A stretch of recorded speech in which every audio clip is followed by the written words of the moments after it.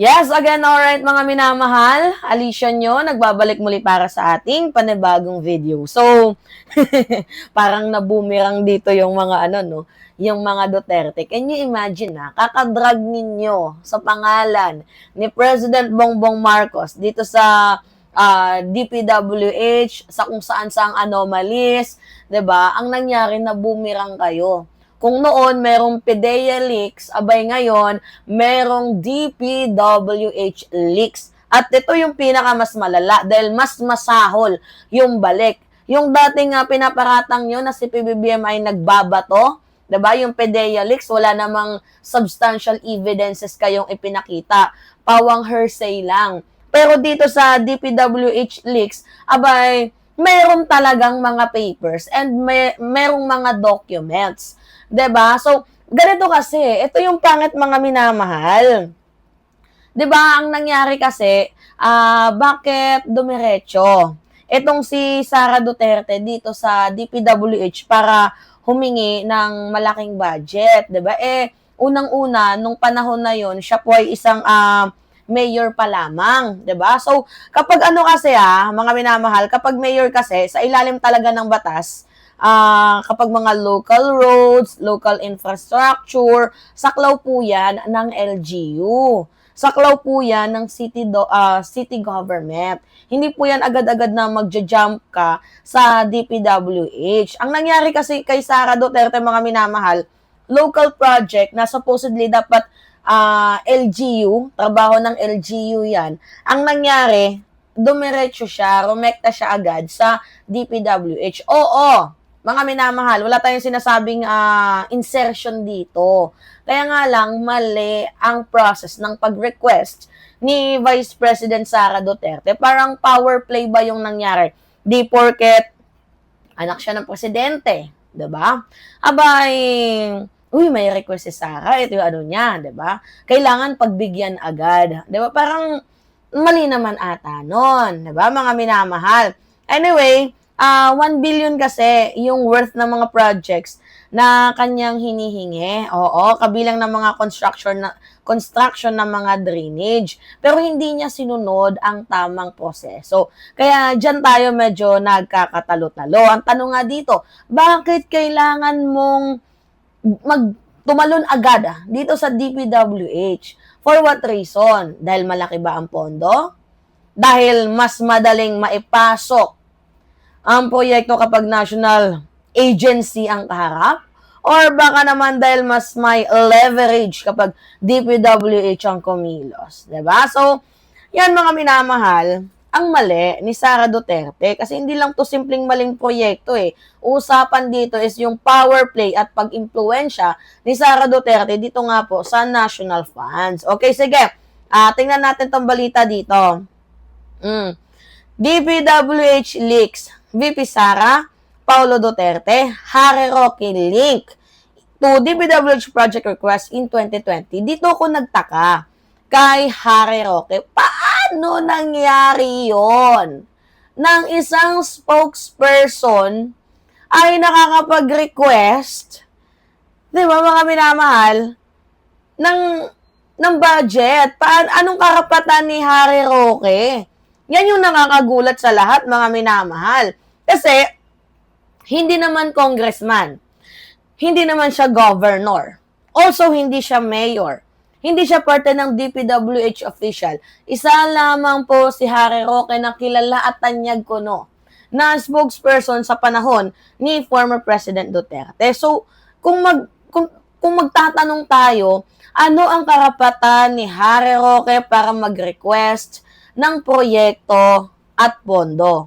Kasi sobrang mali 'di ba? Tingnan nyo si Yusek Claire Castro ngayon. Magagalit ata kayo kung itong si Yusek Claire abay mag-request ng pondo, magpapagawa ng roads na in the first place, ano ang alam ng spokesperson? 'Di ba? Sa pondo, ano alam ng spokesperson sa pagpapagawa ng mga proyekto? 'Di ba kasi spokesperson ka, ano ba 'yung trabaho ng spokesperson? Magsalita. Ano pa? Magpaliwanag. Tama, mag-represent. Yun yung mga trabaho, isa sa mga trabaho, kinabibilangan trabaho ng spokesperson.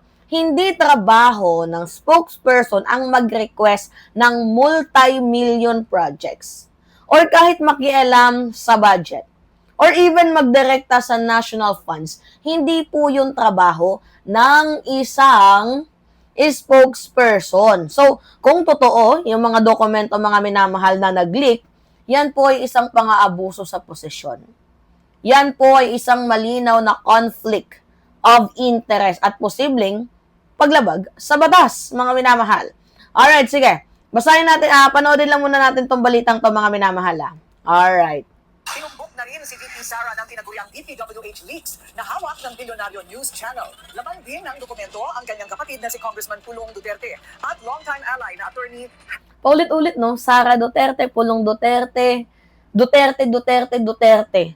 Anong meron? Bakit pa ulit-ulit tong pattern ng mga Duterte? Diba? Ali Roque, narito ang exclusive agenda report ni Joash Malimban. Aabot sa 16 line items worth 1 billion pesos ang umano'y requested projects ni Vice President Sara Duterte sa 2020 DPWH budget habang nakaupo siya bilang alkalde ng Davao City. Ayon yan sa tinaguriang DPWH leaks o ang mga dokumentong nakuha ng Bilyonaryo News Channel na nagdedetalye sa mga proponent o sponsor ng mga proyektong inilatag ng DPWH sa kanilang budget proposals. Bilang paglilinaw, hindi bycam o budget insertions ang laman ng mga dokumentong ito. Ito ang mga Oo, hindi yan bycam. Hindi naman yan budget insertion. Nililinaw lang natin okay lang naman na mag-request pero napakamali ng process. Gets ninyo?